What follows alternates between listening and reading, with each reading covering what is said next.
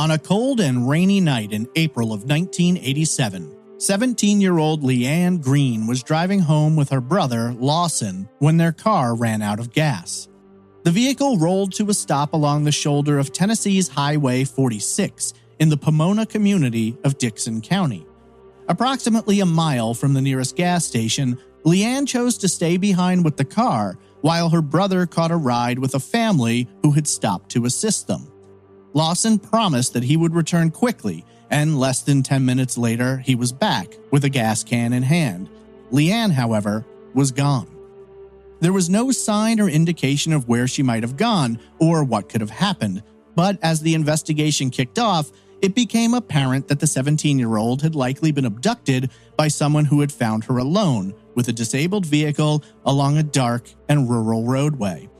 It was a nightmare come to life for the Green family, and nearly 4 decades later, the case remains open and Leanne has never been found.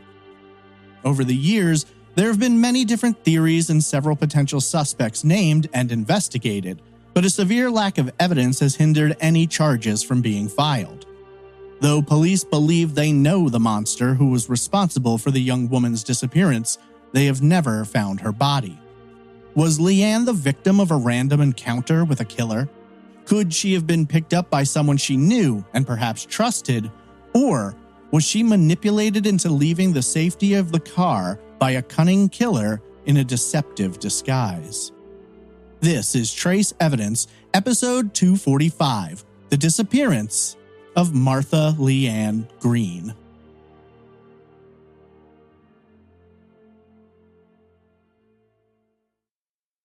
Welcome to Trace Evidence. I'm your host, Stephen Pacheco. In today's episode, we examine the disturbing and mysterious disappearance of 17-year-old Martha Leanne Green. It's a heartbreaking story, and one which has left her family and investigators desperate for a break for nearly 4 decades. This is episode 245, The Disappearance of Martha Leanne Green.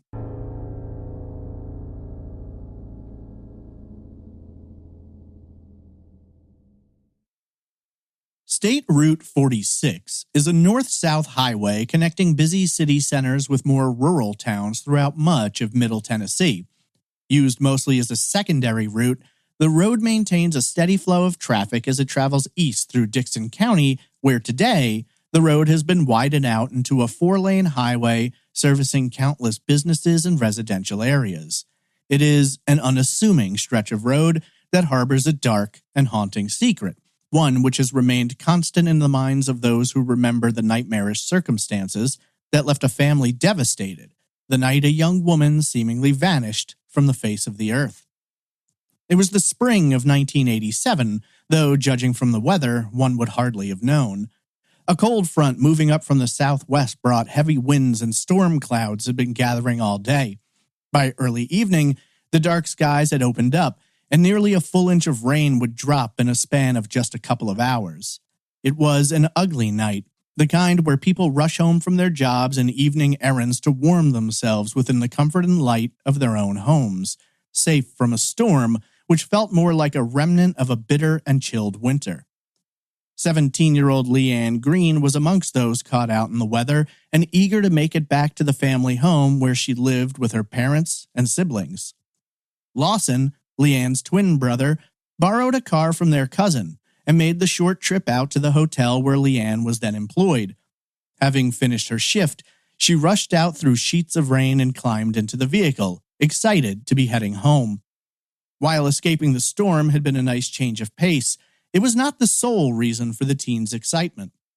She had gotten caught up in the furor which had been sweeping through her school all week and would culminate the following night when the junior prom was set to take place. Having already selected her dress and been asked to the big event by the boy whose photo stared out from a heart-shaped frame on her dresser, there was no bigger or more exciting night on the horizon. The dress she'd saved to purchase was laid out on her bed. She'd worn it only once, when she tried it on the night she brought it home. She couldn't wait to match it up with her new pink shoes and several pink accessories. It was supposed to be the most fun night of her life to that point, or at least she imagined so. In a bitter twist of fate, though, the 17-year-old would never make it home, and the dress she'd loved so much would linger like a heartbreaking specter of what could have been, the ghost of a life stolen away before she'd truly had a chance to live it. Not long into the drive, the borrowed vehicle began to sputter and shake. Lawson, sitting at the wheel, steered the car off the shoulder as the engine slowly clunked and then died. They had run out of fuel, and so they sat on the side of SR 46 for several minutes contemplating their next option. Moments later, a family passing by stopped and inquired as to whether or not they might be able to lend a hand. Lawson, eager to get going, requested a ride to a nearby filling station and a ride back so he could put gas in the car, and the family agreed to help him. Leanne, perhaps due to the cold of the rain or for reasons never known, told her brother that she would wait there for him. The nearest gas station was only a mile or two away, and Lawson assured her he'd return as quickly as possible. Her brother kept his word, returning to that broken-down car in less than 15 minutes, but Leanne was nowhere to be found. All that remained behind were the teen's purse and car keys, found sitting on the passenger seat. It was like something out of a bad horror movie. How could she have disappeared in so short a span of time, leaving behind no clues or indications of what might have happened? Nearly 4 decades later, and the true horror of that night continues to resound as the mystery of Leanne's fate tragically endures. Martha Leanne Green was born on Tuesday, February 24, 1970, to parents George and Marjorie in Dickson County, Tennessee, alongside her twin brother Lawson. The two newborns would be brought back to the Green family home, then located along Jordan Street in the small town of White Bluff, located in the east-central part of Dickson County. According to friends and family, the Greens were a tight, loving, and religious family who loved their children deeply and did all they could to raise them in the warmest and most considerate of environments. Leanne and Lawson had 2 other siblings, both sisters, and together they grew up in the Jordan Street home. Both George and Marjorie worked for the local government, with George being a postal delivery worker while Marjorie was an accounting clerk. Though her birth name is noted as being Martha, the youngest would go predominantly by her middle name Leanne, with even school and public records cutting the first name out of the equation. According to friends and family, Leanne was extremely intelligent, considerate, and fun-loving. She enjoyed attending school, learning, and being around her friends. She was also very involved with the local church, the White Bluff Church of Christ, located just a short walk down the street from the family home. Asked about Leanne, Gilbert Taylor, a family friend, would simply state, quote, "If I had to tell you in a few words about Leanne, she was a beautiful, young, outstanding lady. The last time I saw her in church, she was holding the children." End quote. One of the most common terms which comes up in descriptions of Leanne is nice. Everyone says she was one of the nicest people you could ever meet, warm and welcoming, though she also had a tendency towards being shy and quiet. She's described as being the type who, while it might take a little time to get her to open up, once she did, you'd be friends for life.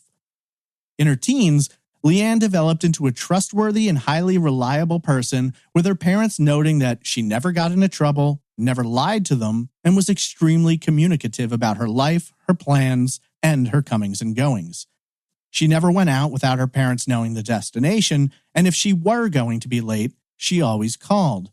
She was, by all accounts, the kind of teenager and daughter that you didn't really need to worry about. She had a good head on her shoulders, and she knew how to use it. By the beginning of 1987, everything was moving along well for the teenager. She was a junior, attending Dickson County High School, and in February she would celebrate her 17th birthday. She picked up a part-time job, working as a hostess in the restaurant of a local Holiday Inn, then located along Highway 46. And while not the greatest job, she was happy to earn some pocket money. Perhaps her biggest coup involved the boy she'd found herself crushing on, hard, Blaine Snyder. As winter transitioned to spring, the junior prom loomed on the horizon, and Blaine was the only guy Leanne had any interest in going with. She was thrilled when the two got together, and when Blaine asked her to attend the prom as his date, she was overjoyed. Leanne did have to make plans, however, as she wanted the prom to live up to all of the fantasies she'd been having about it throughout the year. She fell in love with a beautiful pink formal prom dress and started saving up every dollar she earned to be able to buy it. Dedicated and driven, she squirreled away every penny she could until she had enough gathered together not just for the dress, but for a pair of matching pink shoes and several pink accessories. The day she purchased the dress was one of the happiest of her life, and when she arrived home, she tried it on, showing it off to Blaine's photograph, which sat in a red heart-shaped frame on her dresser. According to friends and family, she eagerly anticipated the prom, and as the date approached, her excitement continued to grow. She couldn't wait to walk in arm in arm with Blaine, decked out in all pink with her hair done and her makeup on point. Sadly, this would be the only time she would ever have a chance to wear that dress, and her dreams of prom and a life and everything beyond would dissipate like early morning fog. Her dress would linger on her bed for years like a specter of what could have been. The morning of Wednesday, April 15th was completely normal and without incident by all accounts. Leanne began the day with a great deal of positive energy as the event of the season, the junior prom, was set to occur the following night on Thursday the 16th. According to all information which has been provided, Leanne attended school that day, and there doesn't appear to have been anything out of the ordinary. She had a shift scheduled at the hotel restaurant that night, and upon returning home from school, she changed out of her school clothes and into those she would wear to work. Along the way, beaming with anticipation, she took out her beautiful pink prom dress and gently laid it out on her bed. She planned to put the whole outfit together later that evening after work to take a look at it and to ensure it was exactly as she wanted it to be, as it had looked in her dreams. Leanne arrived at work and performed her hostess duties, as always, a dedicated and diligent employee. At the time, it was a Holiday Inn, but over the years, the business would change hands several times. Today, it's an empty hotel complex last operated as the Mega Inn and Suites, located along the west side of the highway at 2420 SR 46 in Dixon, less than 15 miles southwest from the family's home. Little has ever been reported about her shift that night, with coworkers later noting only that Leanne was her usual bubbly self and that she was very much looking forward to the next evening's festivities. While it had been a cool afternoon, the night brought with it much colder winds and a deluge of rain that made everything feel even colder as temperatures dipped into the low 50s. It hadn't been a very busy night, and the hours had seemed to drag on, but finally, when 9 p.m. arrived, Leanne clocked out. Walking out into the parking lot, she was picked up by her brother Lawson. Being twins, they attended the same school and were in the same grade, and while Lawson may not have been as excited, he too was looking forward to the prom. Not wanting to waste the money on getting a limo, Lawson had instead borrowed a car from their cousin, a silver 1979 Monte Carlo with tinted windows. It looked good, and more importantly, it would provide them with a stylish way to arrive at the prom. Climbing into the car, Leanne set her purse down on the seat beside her, and the two headed off on what should have been a simple 20-minute drive home. Instead, for Leanne and her family, that night has stretched out for nearly 4 decades, with seemingly no end or light in sight. The short drive would be interrupted rather quickly that night. The Monte Carlo pulled a left turn onto SR 46, proceeding to the northwest over the busy junction of I-40. Less than a mile away from the hotel, the car began making noises and giving Lawson trouble. Unsure of what the issue was, he felt the car dragging and the engine couldn't seem to gather any more power. Pressing the gas pedal down did nothing, and so the 17-year-old steered the car to the shoulder, where it finally came to a dead stop just shy of the railroad tracks at Fabric Road in the neighborhood of Pomona, near a location formerly known as the Barn. While much busier and built up today, at the time, SR 46 was a poorly lit 2-lane road which, while busy during the day, didn't see a great deal of traffic at night. The two siblings quickly determined that the vehicle had run out of gas as the result of a broken fuel gauge. Frustrated, they discussed their options, and really, there were only a handful. There was a gas station and a general store in the area in opposite directions, but they would have to walk in the rain to get to either one of them. Lawson clicked on the vehicle's hazard lights and went around to the back, popping the trunk and retrieving a gas can. It has never been revealed what exactly the conversation was between Lawson and Leanne at the time, but neither had any reason to feel genuine concern. Just then, a set of headlights appeared on the highway and a car came to a stop next to the disabled Monte Carlo. A family, making their way home from church, had spotted the flashing hazard lights and called out to Lawson and Leanne asking if they could be of any assistance. Lawson explained the situation, and the family offered to give him a ride further west, up the road to where there was a general store from which he could get some gas and call his parents. Lawson jumped at the opportunity, but for reasons which have never been explained, if in fact they are known, Leanne decided that she would stay behind in the car. It shouldn't have been a long wait anyway, the siblings thought, as the store was a 5-minute drive away. Just after 9 p.m., Lawson got into the Good Samaritan's car, telling Leanne he would be back within 10 minutes. Neither of them could have ever imagined this would be the last time they would ever see one another. Driving away from the scene, Lawson and the family arrived at the country store only to discover that it had already closed for the night. Unsure of what else to do, the family offered to drive the 17-year-old back to the I-40 junction, near to the hotel, where there were several gas stations just off the busy interstate. Turning around, they proceeded east along SR 46, once again passing the broken-down Monte Carlo. Though Lawson looked at the vehicle as they passed by, he couldn't really see anything between the darkness of the night, the rain, and the tinted windows. He was delivered to a Shell gas station located approximately 3/4 of a mile from the broken-down vehicle, where he was finally able to fill the gas can. The family then drove him back to the car and wished him the best as they prepared to continue on their way. Lawson walked over to the car, popped the gas tank, and began pouring in the few gallons he'd purchased. Finishing up, he placed the can back in the trunk and slammed it shut. Walking around to the driver's door, he pulled on the handle and found it locked. Having left the keys behind with Leanne, he knocked on the window several times but got no answer. Moving around to the front of the car, he peered in through the windshield, at which time he discovered that his sister was no longer in the car and he had no idea where she could have been. In her place, he could only see her purse and the car keys laying on the passenger seat. A lump of panic began forming in his throat, and his mouth grew dry as he wondered what he should do. As quickly as he could, he made his way to the nearest payphone and called his parents to notify them of what was going on. Immediately worried, their father George got the exact location from his son and then dialed 911 to report his daughter missing. He would be frustrated to discover that law enforcement did not readily share his urgency. After giving directions to the dispatcher, George left the home and proceeded down to the location where the car was. While he made his way across town, Marjorie was calling everyone she could think of, wondering if anyone could have heard from Leanne, and if not, perhaps if they'd be willing to come out and help search for her.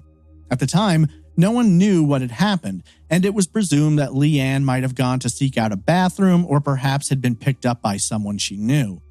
None of that made much sense to the family, who didn't believe she would have gone anywhere without first waiting for her brother's return. Time was of the essence, and they wanted to move quickly, but they would find themselves frustrated by the seemingly slow-motion response of local police. From the get-go, there were 2 law enforcement departments involved in the case, those being the Dickson City Police and the Dickson County Sheriff's Department. According to George, when he arrived at the scene, he was joined first by a Dickson City police officer and then 1 deputy from the Sheriff's Department. It would be later reported that only 2 deputies were on duty in the whole county that night. George discussed the situation with the officers and, according to him, he found them to be somewhat dismissive of his concerns. They apparently told him that Leanne was 17 years old and probably ran into a friend or someone she knew and had gotten a ride with them. They told the frightened father that his daughter would probably be home soon, but George knew Leanne, and she wouldn't just go off without anyone knowing, especially considering she had left her purse and her brother behind. The Dixon officer looked over the vehicle and quickly assessed that he didn't see any indications of a struggle nor of anything to indicate foul play. Jeff Bledsoe was new to the sheriff's department and would be the first deputy on scene. Asked his recollection years later, he replied, quote, "I was 19 and in my first year serving as a deputy with Dixon County when I received the radio call and responded. I could see no obvious signs of a struggle, and her belongings left in the car had me thinking she was expecting to return back to that car." End quote. By 11:15 p.m., approximately 2 hours since Leanne had last been seen, a large group of people were gathering along the roadside. Many of them were friends and neighbors who had come out to assist in what was presumed to be a search for the missing 17-year-old. However, while many of them had hoped to help out, they may have also added to the confusion. George noted that several people had looked inside and touched the Monte Carlo. Concerned about potential evidence, he implored law enforcement to block the vehicle off, but no such action was taken. Years later, George would explain, telling reporters from the Tennessean, quote, "I guess maybe 150 people had congregated around the car by then to help us look for her. They were milling around, leaning on the car, and rummaging through it, trying to help. Finally, I asked the officers, 'Aren't you going to rope off this area and impound the car so you can check it out?' The Dixon City police officer said, 'No, I'm not going to impound it. I've done checked the car and there ain't nothing in there. Just take it on home.' That's what we did, because we didn't know any better." End quote. According to the family, when they asked that an official search be organized, they were instead advised to call all of their friends and family in the area in order to confirm that Leanne was not with one of them. Marjorie and George were extremely frustrated by this, as they explained that had Leanne gone somewhere, she would have contacted them by now. Still, law enforcement wouldn't organize a search until all of those calls had been made. Marjorie later stated, quote, "I told them if Leanne had known she was going anywhere, she would have told me, but that wasn't good enough. And then there was something about having to wait so many hours after a person is missing before you can really do much. I remember sitting there on the couch the next morning and thinking, yeah, in these hours that are going by, I'm losing my daughter. I'll never see her again." End quote. Not much of a search was conducted that night, though police did finally take an official report, and the Greens did bring the Monte Carlo home, despite George's request for it to be properly searched. Back at the family home, Marjorie sat by the phone waiting for any potential updates and was ultimately contacted by Tom Wall, then the chief deputy of the sheriff's department. Wall would tell Marjorie that, given the lack of evidence, their department's limited resources, and the nature of the disappearance, he had reached out to the TBI, the Tennessee Bureau of Investigation, for additional assistance. However, he was informed that the TBI agent assigned to that area wouldn't be able to get involved in the case for at least 5 days, because he had already worked his maximum caseload for that particular week. Sadly, much of whatever evidence might have existed at the scene was destroyed or compromised by a combination of failing to impound the vehicle and a lack of crowd control around the side of the road where the car had run out of gas. The next day, Thursday, April 16th, Lawson was driving the Monte Carlo as he conducted searches for his sister, and it was sometime that afternoon that law enforcement finally requested to access the car so they could sweep it for evidence. It was a little late, as George noted, saying, quote, "To me, that was like closing the barn door after the mule's already gotten out." End quote. The vehicle was officially impounded, but no solid evidence could be acquired. Back at the scene, dozens of footsteps from friends, family, and those volunteering to search had smeared the muddy soil beside the passenger door, and if there had been any indication of someone being there and abducting Leanne, it was now lost for good. With little else they could think to do, law enforcement began organizing searches in the area in hopes of finding any signs of Leanne. In addition to this, they set up checkpoints along SR 46 and requested calls from anyone who had driven through that area the night Leanne vanished. They hoped that someone might have seen something, even if they didn't know they had. A car or truck in the area, an unidentified person near the Monte Carlo, anything might help. Police were quick to note that they had very little solid evidence to work with, and they had almost nothing to indicate what might have happened. Given the lack of contact and the mysterious manner in which Leanne had vanished, investigators acknowledged there was a high probability that foul play was involved. Jerry Hayes, an investigator with the sheriff's department, took it a step further, saying, quote, "We feel she's been abducted. She's not the type of girl who would run off." End quote. 5 days into the investigation, the TBI finally joined in, but their angle on the case only added to the frustration felt by the Green family. According to them, the TBI was hyper-focused on Lawson and believed that he had played some role in his sister's disappearance. The 17-year-old, who was already blaming himself for leaving his sister behind, now had law enforcement looking at him sideways. He agreed to take a polygraph, which he easily passed, but this did little to shore up relations between the family and investigators. Marjorie, grief-stricken and angry about the approach of the TBI, would later state, quote, "It never made a bit of sense to me. I mean, the couple who picked him up to get gas saw Leanne in the car when they left, and he was with them the whole time until they got back and Leanne was gone." End quote.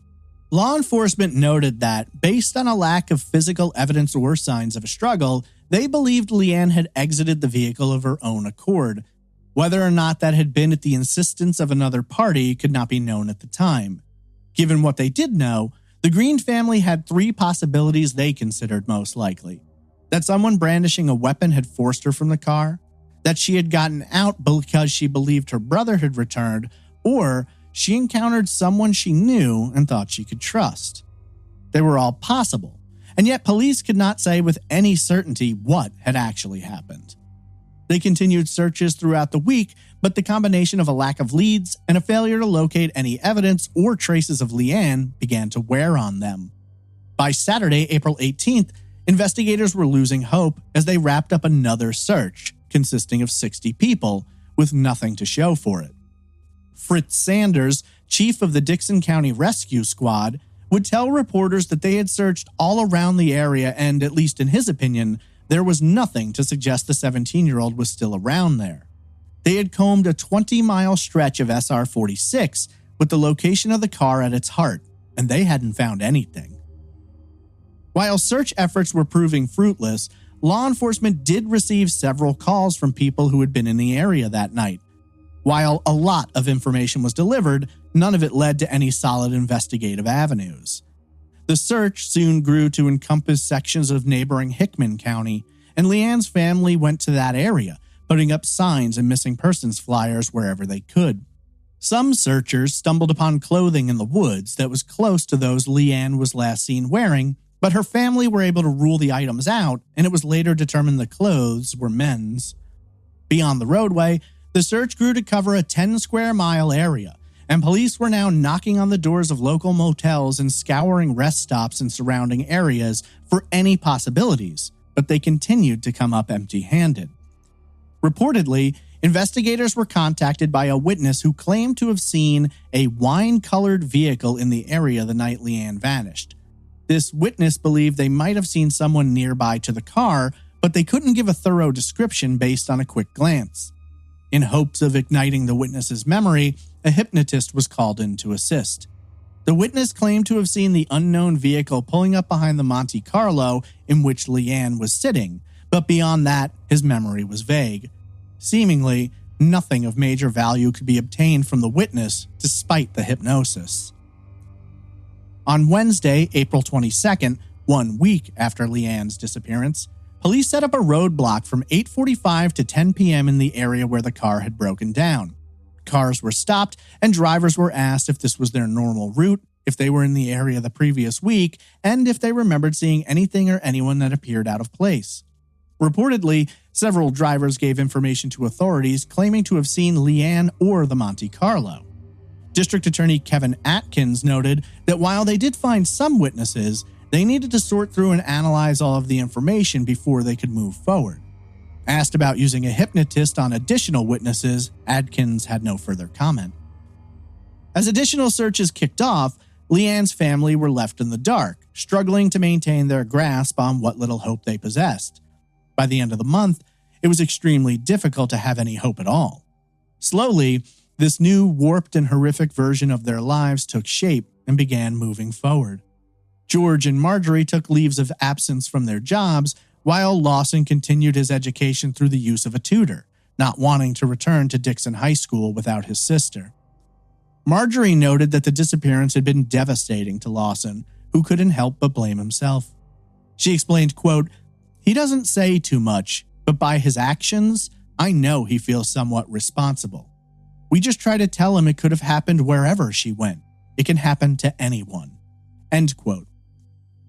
Friends and neighbors pulled together, not only assisting in searches, but also helping the family out by bringing over meals and spending time with them. People had banded together tightly, and by early May, they had acquired $5,000 to offer as a reward for Leanne's safe return. On Wednesday, May 13th, nearly a month after Leanne was last seen, the TBI decided to set up a tip line where anyone could call in at any time and report what information they might have. John Carney, then TBI agent in charge of special investigations, noted that setting up the phone line came primarily due to how little evidence or information they had gathered.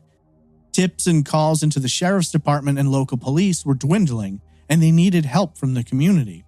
Carney explained, quote, "The purpose of the toll-free hotline is to solicit cooperation from the community. We're getting to a point where we're not getting that much information." End quote. Carney noted that the TBI had 6 agents working the case and later stated that within the first few days of the hotline being active, they had received hundreds of calls, leading to an excess of 200 investigative leads.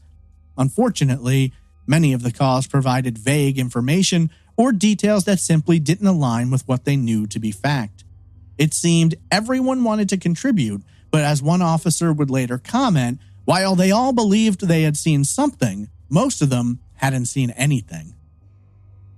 Focusing on what information they could rely on, investigators turned their attention to the timeline.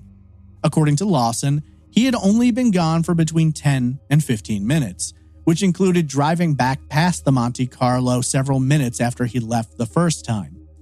Investigators decided to conduct a reenactment, with their goal being to narrow down the window of possibility.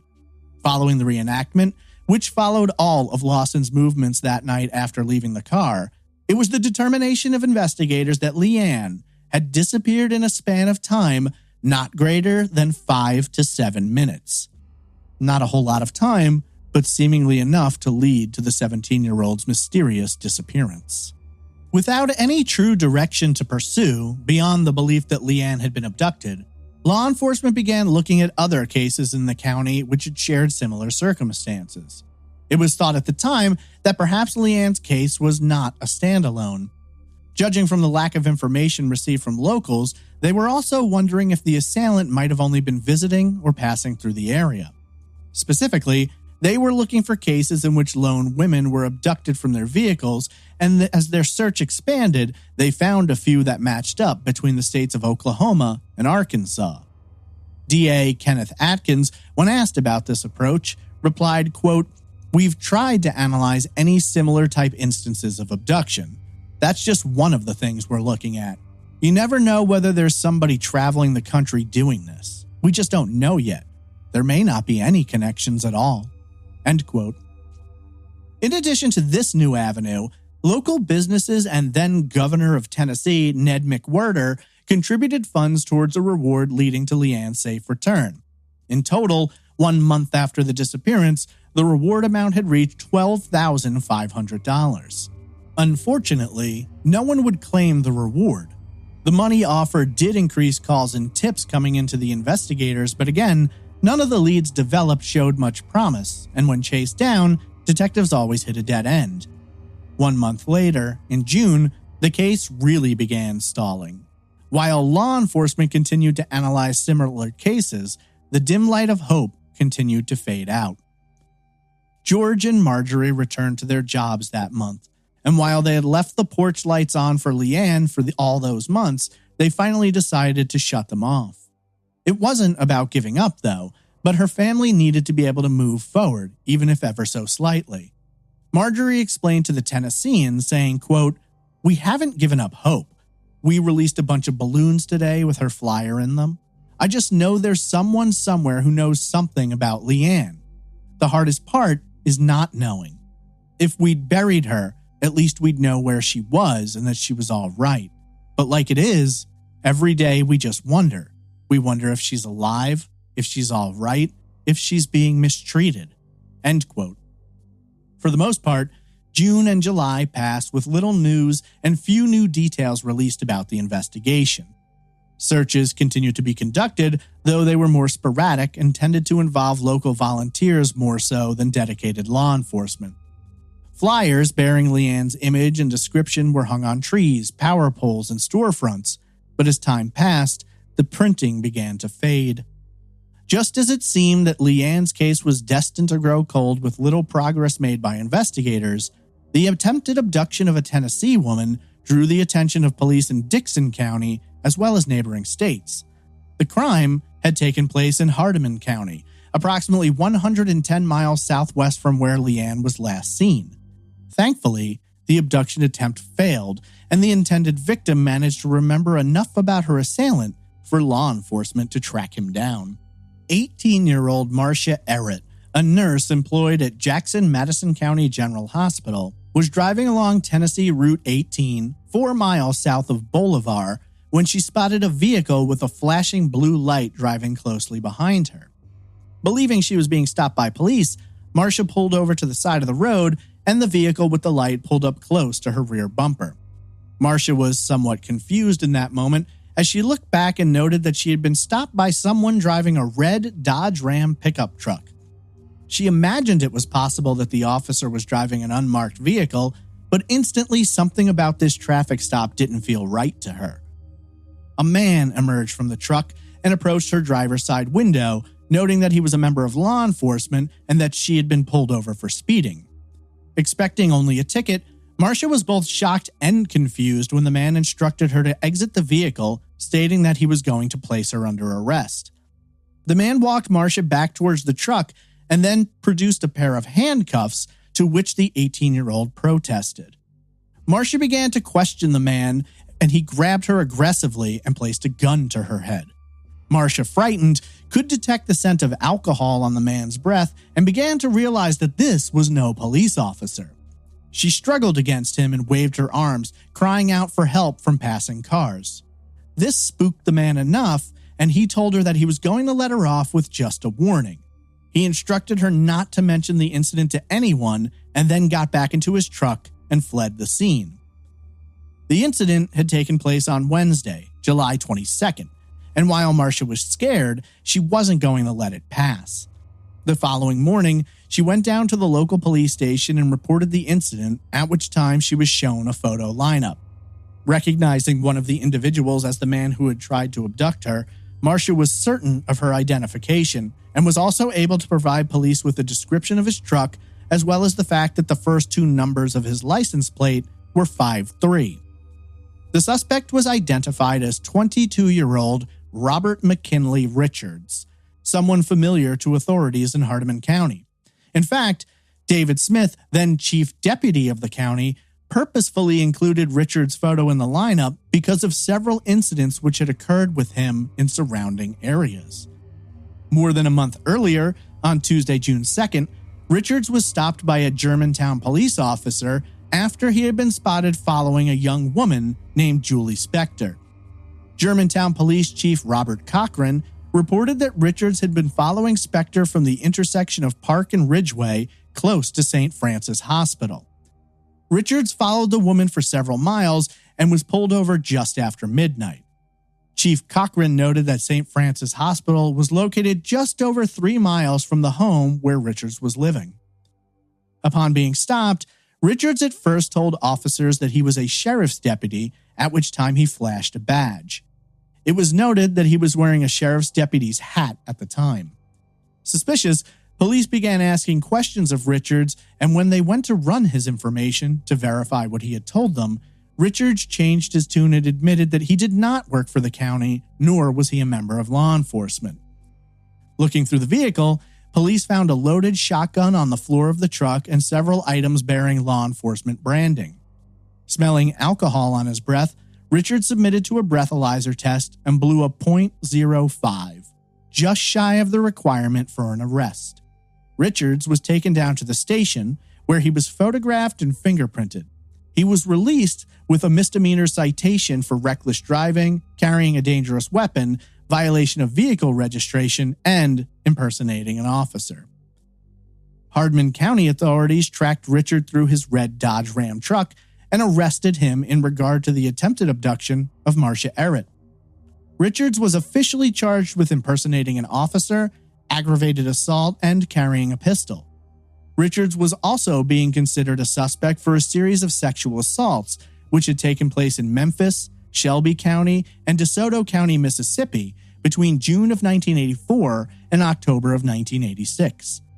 After his arrest for the attempted abduction of Errett, he was then charged with raping a Memphis woman in her home on Sunday, June 7th. The victim was able to identify Richards from a photo lineup. During questioning about these crimes, Richards was also asked about the disappearance of 26-year-old nurse Teresa Ann Butler, who had vanished nearly a year earlier on the night of Monday, November 10th, 1986. Butler, who was employed at St. Francis Hospital, finished her shift at approximately 9 p.m. and was last seen driving out of the parking lot. When she failed to arrive home, her husband went out looking for her under the assumption that she'd had some kind of car trouble. He found his wife's abandoned Honda Civic parked in the eastbound lane in front of an address noted as 11394 Monterey Road, approximately 13 miles northeast from St. Francis in a very rural area. The car's lights were still on, the engine was running, and the radio was blasting. It looked almost like Teresa had simply pulled the car over, opened the door, gotten out, and disappeared. During questioning, Richard shocked investigators when he outright confessed to abducting and murdering Teresa. Reportedly, Richards told police that he impersonated a deputy and used his blue light to pull Teresa over along Monterey Road. From there, he forced her into his truck, sexually assaulted her, murdered her, and then stashed her body beneath a thick pile of leaves. While investigators believed Richards, they were unable to charge him with the murder at that time because they could not recover Teresa's body and they had no way to verify the confession. Tragically, all these years later, Teresa's remains have never been located, and her case remains open with the Shelby County Sheriff's Office. Law enforcement agencies from surrounding states had interest in questioning Richards in regards to several unsolved murders and disappearances which seemed to fit his MO. On Saturday, April 25, 1987, just 10 days after Leanne vanished, 20-year-old Sandra Lynn Williams mysteriously disappeared. Sandra left her home in Beebe, Arkansas, en route to a cookout at her boyfriend's home, then located in Quitman, a distance of 35 miles. Sandra never arrived, though, and her charcoal gray 1984 Oldsmobile Cutlass Supreme was found abandoned along the shoulder of Arkansas Highway 31, approximately a half-mile north of Romance in White County. Romance is halfway between Beebe and Quitman. 2.5 weeks later, on Saturday, May 9th, Sandra's body was recovered from a lake in the unincorporated community of Floyd, approximately 3 miles from where her car had been located. She had been stabbed to death. While all of these crimes shared certain similarities and appeared to have been conducted by someone with a similar MO, a lack of evidence made it impossible to officially charge Richards with either Teresa or Sandra's murders. Law enforcement back in Dickson County believed there was an extremely high likelihood that Richard might have been responsible for Leanne's abduction, but once again, they had no evidence to make an arrest. They began digging through everything they could, tracking down every aspect of Richard's life. They sought to interview anyone who knew him in an attempt to link him to Dickson County or surrounding areas. For the most part, his crimes had been committed in Memphis and that surrounding community not far from his home. In Sandra's case, Romance, Arkansas, where her car was found, is 130 miles west of Memphis, which meant that if she was one of Richard's victims, it was the furthest he'd wandered from home in his crime spree to that date. This gave investigators some pause, however, as Leanne vanished nearly 200 miles from Memphis, which would in turn make her crime the furthest away. Asked about the possibility that Richards might have even more victims, up to and including Leanne, the FBI wasn't ready to make any definitive statements. Special Agent Joe Bonner, working out of the Memphis field office, explained to the Commercial Appeal, saying, quote, "A lot of agencies are interested. When you have an individual who is a suspect, they obviously become a suspect in other mysterious disappearances. Whether the other cases will ultimately be laid to the same individual remains to be seen." End quote. Steve Watson, then director of the TBI, noted that given the similarities in the crimes, they would be sending agents down to Memphis to question Richards while he was still in police custody. While most of law enforcement believed Richards likely was involved in Leanne's disappearance, at least one official was unconvinced. John Carney, TBI agent in charge of special investigations, told the Tennessean that he believed reports of Richards' involvement were likely inaccurate and blown out of proportion. He stated, quote, "I think law enforcement officials in Shelby and Hardman counties have over-exaggerated the possibility of Richards' involvement with Leanne. But I've sent Agent Mike Breedlove to Memphis to try and find out if Richards had contact with Leanne." End quote. Strangely, Carney made this statement shortly after investigators were contacted by a woman who claimed to have knowledge of Richards' involvement in Leanne's disappearance. Angie Moss, who had previously lived in the area of Centerville, 25 miles south from where Leanne had disappeared, was a former girlfriend of Richards. She told investigators that Richards had confessed, or more accurately, had bragged to her about abducting, raping, and murdering a young woman whose physical description closely matched Leanne. According to Moss, Richards explained to her that he had stabbed the teenager to death while he was sexually assaulting her, sickly describing the crime as his greatest sexual experience. Moss went on to explain that she and Richards had been dating, and he had asked her to move from her home in Hickman County to live with him in Memphis. She agreed at the time, but as they left Hickman County, they drove along SR 46, making their way towards I-40. When they were less than 1 mile from where Leanne had vanished, Richards began telling Moss the grisly details. Moss told authorities that Richards stated he had stabbed the young woman several times and noted that he kept a long, serrated knife, a loaded handgun, and a pair of handcuffs in his truck at all times. Asked if she knew why Richards had committed the crime, Moss stated that the horrifying murder seemed to turn him on, and he experienced sexual gratification from it. While Richards had confessed to Teresa Butler's murder, he would not acknowledge any involvement in Leanne's disappearance. Richards appeared to enjoy toying with law enforcement, as he would give details of crimes and then recant confessions. He'd confess again, and then a second time, he'd tell a slightly different version than from what he'd originally said. Based on statements from Richards, as well as people who knew him, authorities from Shelby and Dixon counties were involved with the search of an area in Memphis, with the bodies of both Leanne and Butler being the targets. They were working on what information they had received from people who claimed that Richards had told them about his crimes and where he'd hidden the bodies, but these searches would yield no results. Deputies with Shelby County asked Richards if he would be willing to take a polygraph, and he agreed to do so. The FBI was asked to provide an expert in the field, and he was flown into Memphis to conduct the test. But before the polygraph could be given, Richards told investigators that he would no longer be willing to take the test under the advice of his lawyer. Once again, investigators were banging their heads against the wall and hanging off the claims and recantations of Richard, who appeared to be enjoying the cat-and-mouse game.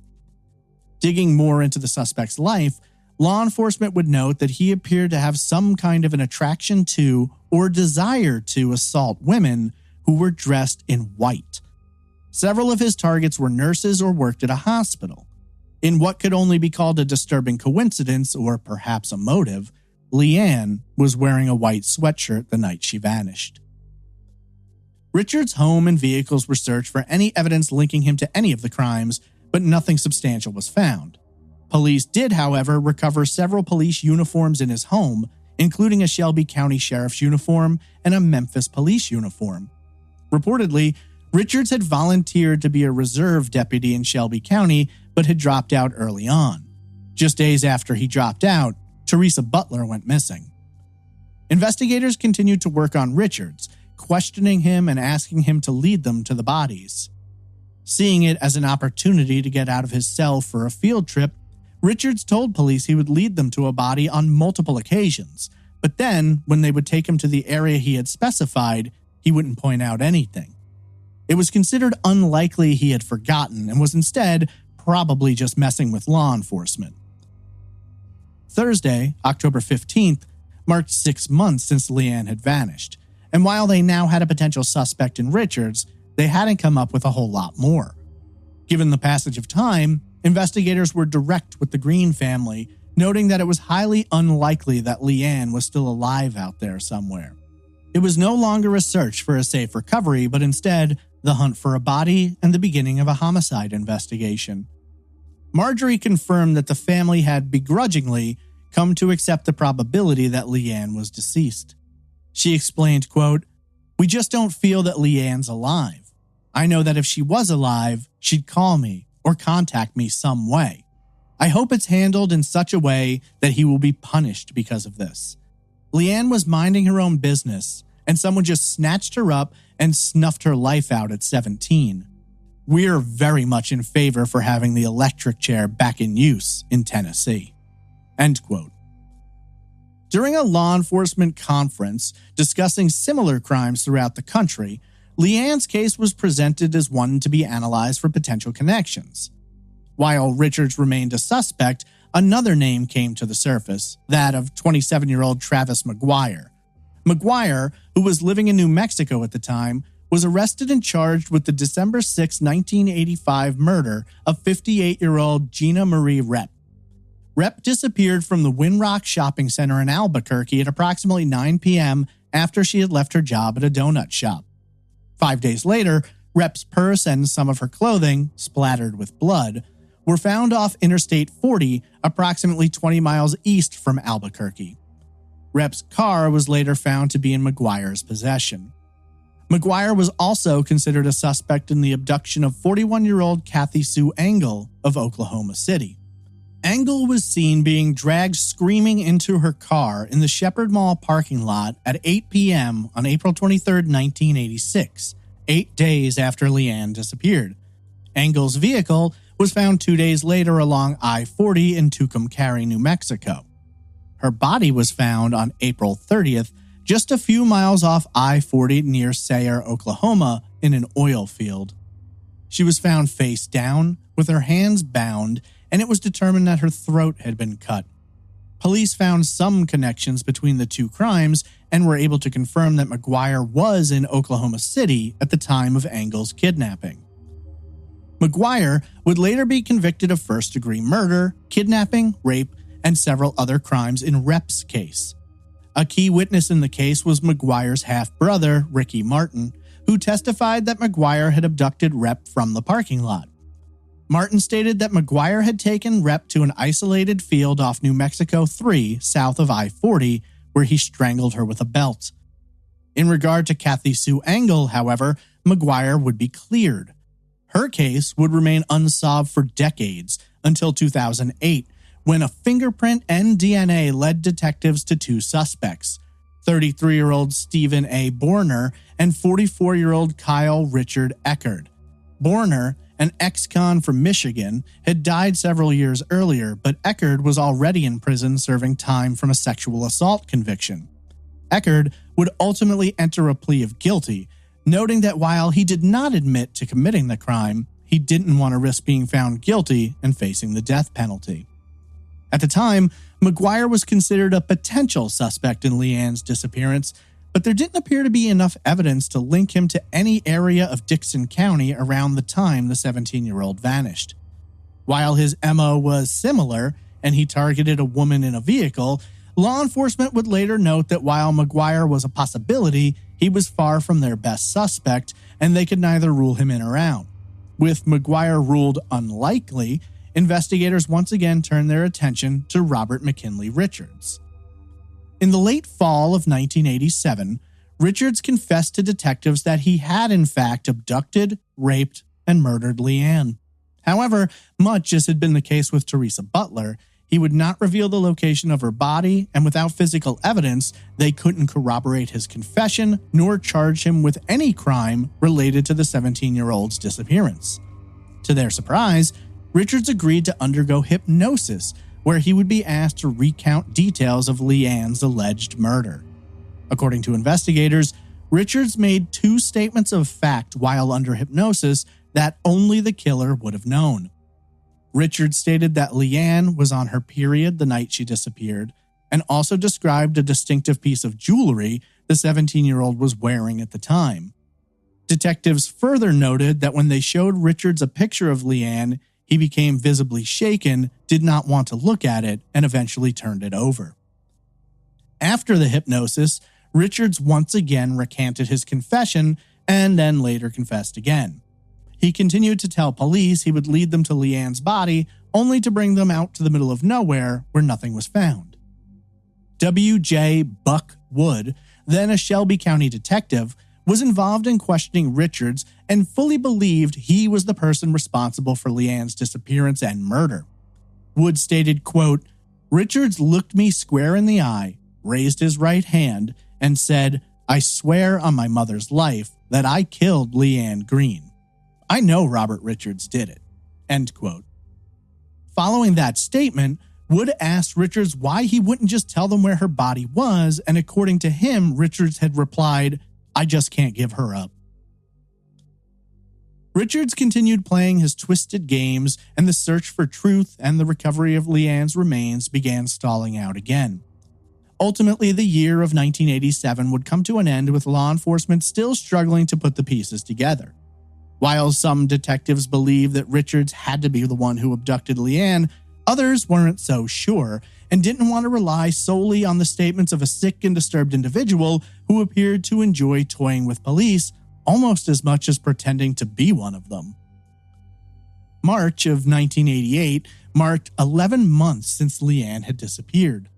Considering the location from which she had vanished, law enforcement decided to conduct an underwater search of a Dixon County quarry. The water search was executed by members of the State Department of Safety's Tactical Squad. The search took place on Monday, March 23rd, and despite rumors to the contrary, was not performed as the result of a tip or new lead. The decision was apparently made by John Puckett, an FBI agent working the case. He explained, quote, "I arranged for the divers last Wednesday to go over to a rock quarry in Dixon County and conduct an underwater search. They did and found nothing. There was nothing that said go search this quarry. There were some circumstances during the investigation relating to one of the suspects that caused me to feel like we ought to check that quarry. Obviously, I wasn't right because we didn't find anything. It was just based on circumstances from a section of the investigation. I felt like it was something that needed to be done." End quote. 1 month later, in April, came the heartbreaking anniversary of Leanne's disappearance. For her family, it had been a brutal year, and while they had done their best to maintain some level of positivity, that had faded out long ago. They had come to accept that Leanne had probably been killed, but they needed to know why. They needed to bring her home, and they needed to see justice served. For them, as is often the case, the lack of an answer was much more devastating than whatever the harshness of the truth could be. Marjorie believed that Richards was likely the person responsible for Leanne's disappearance and hoped that they could find some evidence against him. She stated, quote, "Richards seems more likely. He's got friends in the Dixon area and he had a blue light. Leanne wouldn't hesitate if she thought it was a good guy coming to help her out. At this time, I think he's the best we've got to go on." End quote. Asked about the investigation, Marjorie expressed that the family felt frustrated. She described law enforcement as not very communicative and stated the family worried that if there was a break in the case, they would be the last ones to learn of it. At the same time, she noted that anything short of bringing her daughter home safely would fail to live up to her deepest desires. She explained to the Leaf Chronicle, saying, quote, "I know many persons have spent many hours in overtime, maybe neglecting their own pleasures and families to uncover something in this, and yet, on the other hand, I feel like there may be something they haven't looked at. We're so near to it. Maybe they've overlooked some little something. I appreciate what they've done. I guess I expect them to do the impossible." End quote.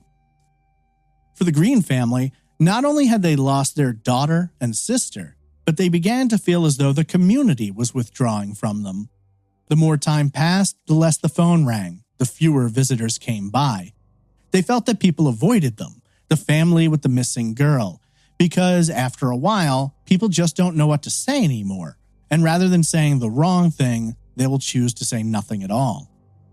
Even in their own personal lives, the dark cloud of Leanne's fate tainted everything, as Marjorie explained that even the birth of a grandchild hadn't managed to lighten their spirits. While hoping for the best, Marjorie couldn't muster the strength to see through to a brighter dawn. She explained, quote, "We see others and see how lucky they are to live a normal life, and we ask ourselves if we will, but we won't.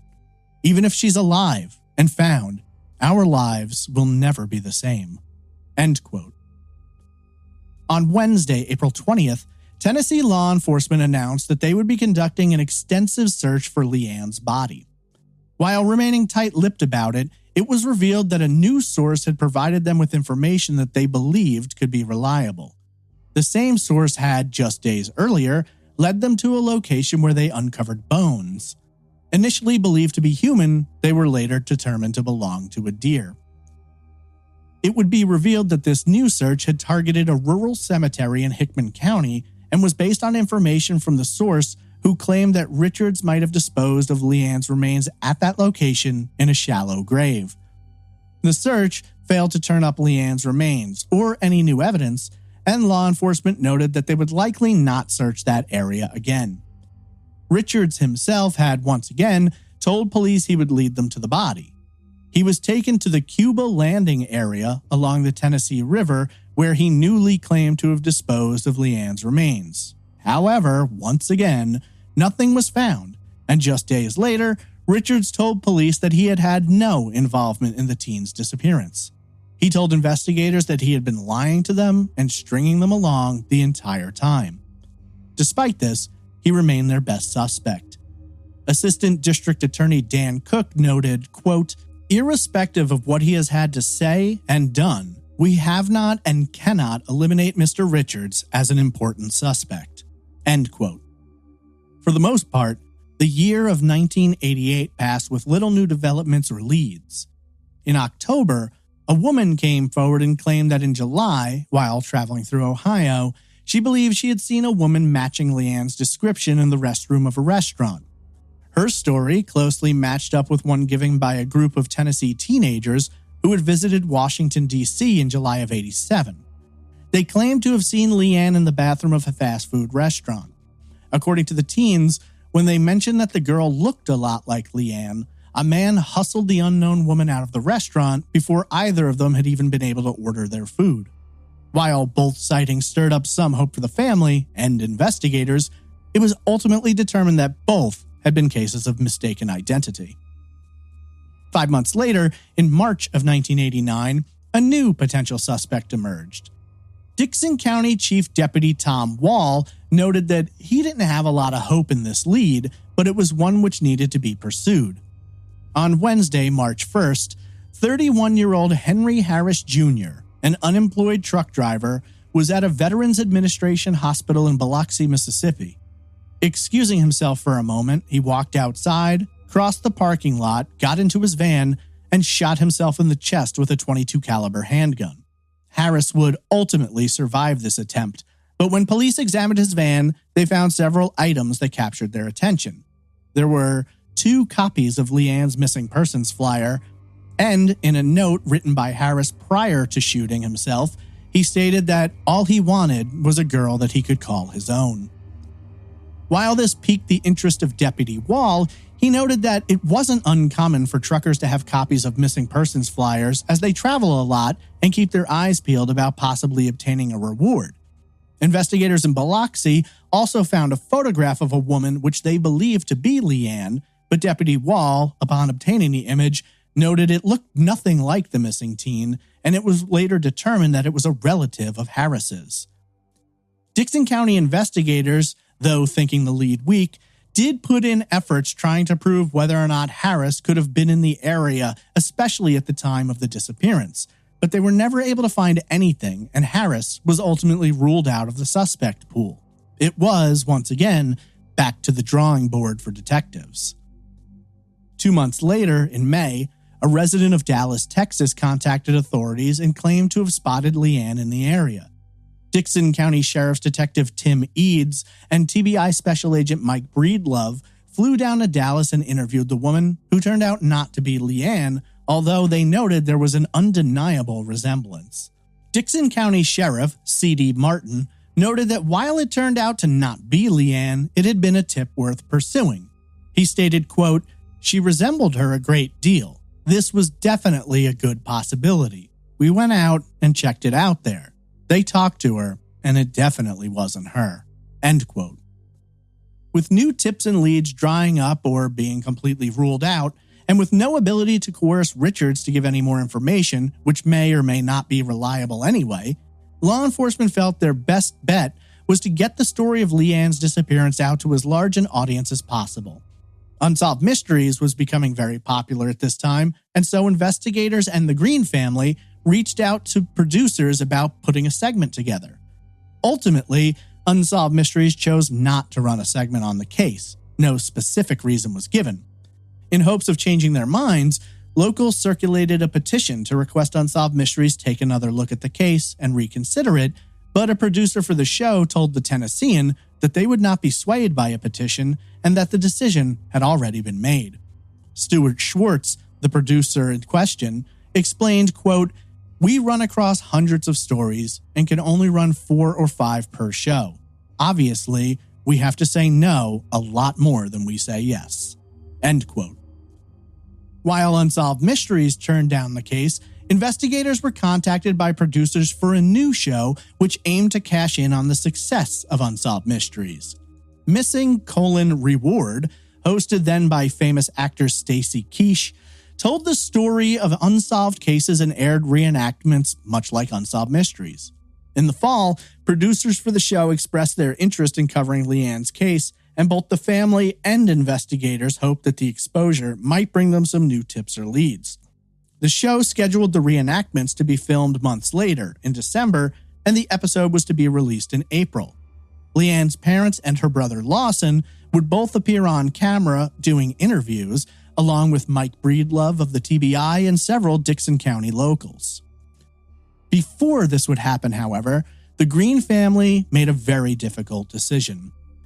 After speaking to investigators about it, they agreed to travel to Memphis, where they could sit down and speak with Robert McKinley Richards face to face.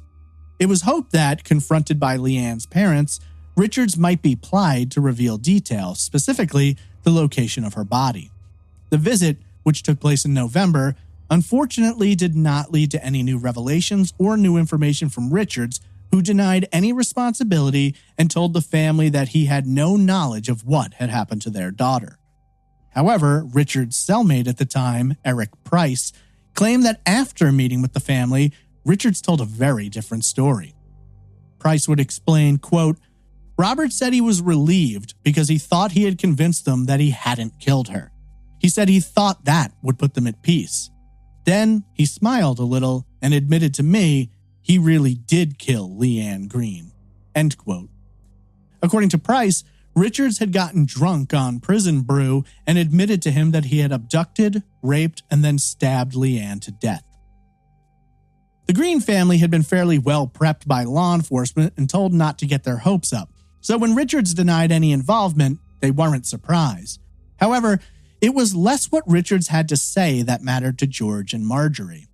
Being able to look into his eyes, to be in the same space with that man, confirmed for them everything investigators had claimed. They no longer had any doubts that Richards was the one responsible for their daughter's disappearance and murder. In that sense, it did provide them a certain level of comfort, but still, there remained far too many questions without answers, and no one in the family would ever truly feel at peace until they could bring Leanne home and lay her to rest. Frustrated and worn out by years of grief, Marjorie told the Tennessean, quote, "I guess people think that this is really awful to say, but I always thought that a child of mine being killed in a car accident and having to bury that child would be terrible. But in this instance, it would be a blessing. At least we would know. We'd have a place to go and say, here she is. This is her remains. But to think, maybe some serial killer took her, killed her, and threw her in a dumpster somewhere, it's the not knowing. End quote. October of 1990 marked 3.5 years since Leanne had vanished, and her family were slowly coming to terms with the fact that they would never see her again. On Saturday, October 27th, a memorial service was held at White Bluff Church of Christ, where the family had been parishioners for years. For them, the memorial was less about accepting the reality of Leanne's disappearance and more about having a way to share their grief with friends and the community, a way for them to vent it out and to try to exorcise some of the demons they found themselves haunted by. Marjorie, speaking to the media, noted that they already felt like every day was a funeral for the previous 3.5 years. She explained, quote, "At first, I guess I tried to hold in my grief and be strong. It just bogged my mind down, and I've had a lot of physical stress-related problems. I've lost about 17 pounds, but this is no way to do it. Can you understand? There is no greater bond than a mother's love for her child. Other people have to go on with their own lives, and you're left to deal with it." End quote. For the most part, Leanne's case had been growing cold for a while, but following the late stages of 1990, the story began to fade from the headlines and the local community. While the Green family obviously never forgot, much to their chagrin, life continued moving forward whether they had wanted it to or not. The next turn in the case would come out of left field, catching both the family and investigators off guard, when an unexpected murder would deal a hefty blow to the case. On Sunday, July 21st, 1991, a struggle broke out between Robert McKinley Richards and his cellmate, Eric Price. Price had previously claimed that Richards had confessed to him that he'd murdered Leanne, but law enforcement could never confirm this. According to Price, he told a prison guard about the confession, and the guard initially dismissed it, noting that Richards was always lying about everything. According to Price, Richards had claimed he'd buried both Leanne and Teresa Butler's bodies beneath a police firing range, a claim that law enforcement found ridiculous, another attempt by Richards to toy with them. Few details are available, but on that Sunday evening, Eric Price strangled Richards to death with an electrical extension cord. I should note, some places report that Richards was stabbed to death, but this appears to be inaccurate.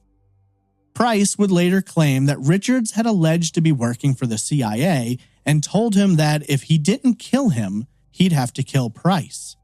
Price would later receive an additional 20-year sentence for second-degree murder.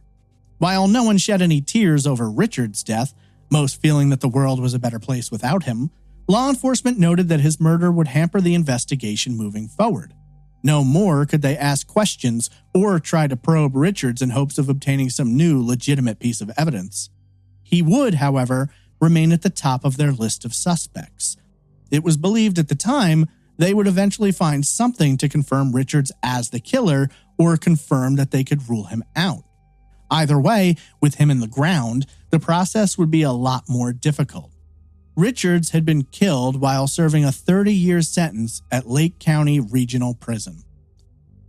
Following his death, the case became quiet again. Another year would pass before a disturbing discovery would once again bring Leanne's name back into the media. In early March of 1992, a dog wandering through a wooded area returned home carrying a thin piece of tissue with clumps of human hair still attached and a bobby pin sticking out.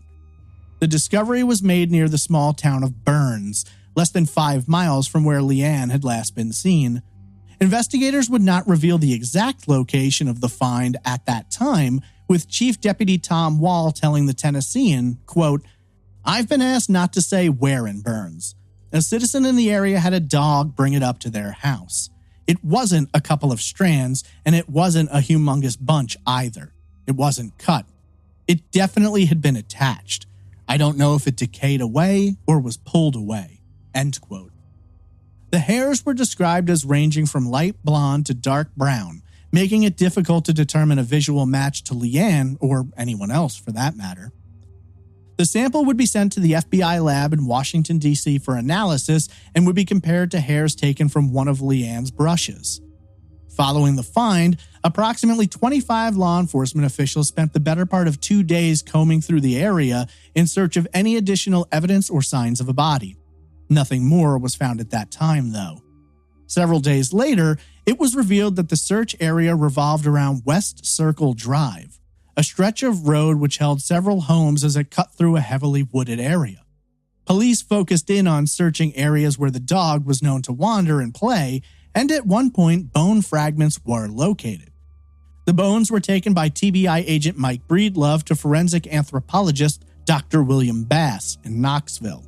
In addition to a grid search of the area, a cadaver dog was also utilized, but after sweeping through the field and woods, there was no indication of additional human remains.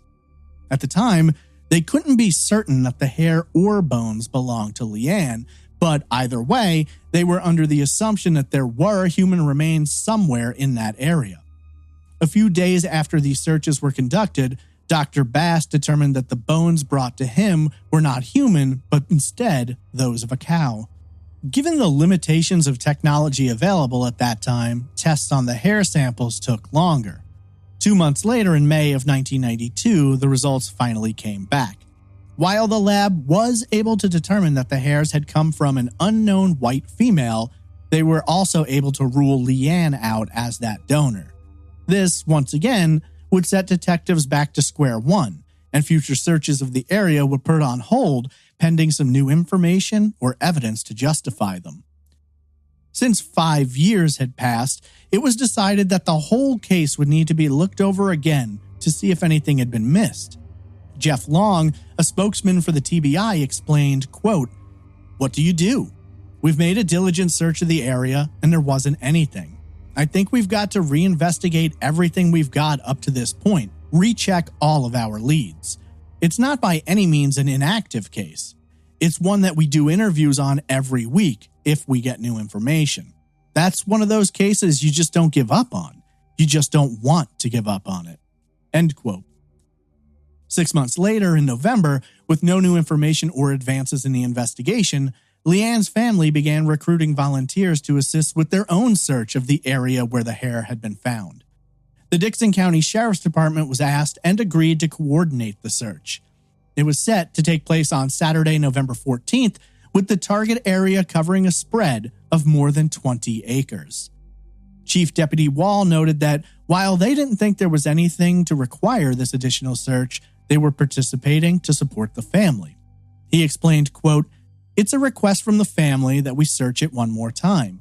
Most law enforcement agencies wouldn't do it again and probably wouldn't have bothered with the first search. If it was my daughter, I would wonder all kinds of things. I'd like to check that field again." End quote. The search included around 80 volunteers and 35 members of the Tennessee Defense Force. Searchers formed a long line and used sticks, canes, and other tools to push away grass and weeds while scanning the ground. The search, which began at 10 a.m., finished up a little over 5 hours later at approximately 3:15.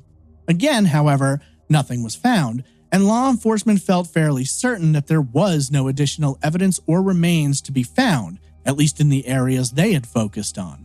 Once again, the case began growing cold. 1 year later, in October of 1993, George and Marjorie Green flew to Chicago, where they participated in a taping of The Jerry Springer Show. I should note, this was before the show became known for wild and outlandish stories and constant fights between angry guests.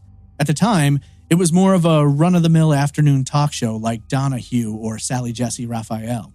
During the taping, the Greens discussed Leanne's case and consulted with both a psychotherapist and a so-called psychic. The alleged psychic, Patricia Mischel, made a wild claim that Leanne was still alive, being held against her will and forced to participate in the manufacturing of pornographic movies. After touching a pair of jeans which had belonged to Leanne, this so-called psychic claimed to have a vision where she saw the 17-year-old forced into a white van by two men. Of course, Nothing could ever be found to corroborate the so-called psychic's claims, and for their part, the Green family wasn't swayed by her so-called visions, noting that they did not believe their daughter was still alive anyway. Their appearance on the show had been more about generating buzz and new interest in the case, with Marjorie later saying, quote, "I really don't believe in psychics, but I feel it's my responsibility to keep it before people because it is still an open case." End quote. 1 year later, in October of 1994, 7.5 years after Leanne vanished, her family officially went to court to have her declared legally dead. They filed their suit in Dickson County Chancery Court at that time because Tennessee state law requires 7 years to pass before someone can be declared dead. The suit also asked that 2 insurance companies pay out on policies that were carried in the teen's name, though the family made it clear this was not about money, but out of necessity to move forward and ensure that no one out there was illegally using Leanne's name or social security number. Her brother Lawson was emphatic that this did not mean they were turning their backs on his sister, saying, quote, "Of course we're not quitting. It's just something that we felt was necessary. It's another step forward for us, a step towards trying to cope." End quote. One of the insurance companies refused to pay off their policy and instead filed action challenging the family's suit. According to the Globe Life and Accident Insurance Company, their life insurance policy on Leanne was issued in 1991, 4 years after she vanished. The family argued that their agent at the time, Carolyn Blackwell, was completely aware of Leanne's disappearance when she issued them the policy, which had a death benefit payment of $24,356. The company also challenged the policy, noting that no body had been found and it could not be confirmed that Leanne was 100% dead. The other insurance policy, which paid out $5,000, was not challenged at the time. The court battle between the family and the insurance company would play out over the next few years.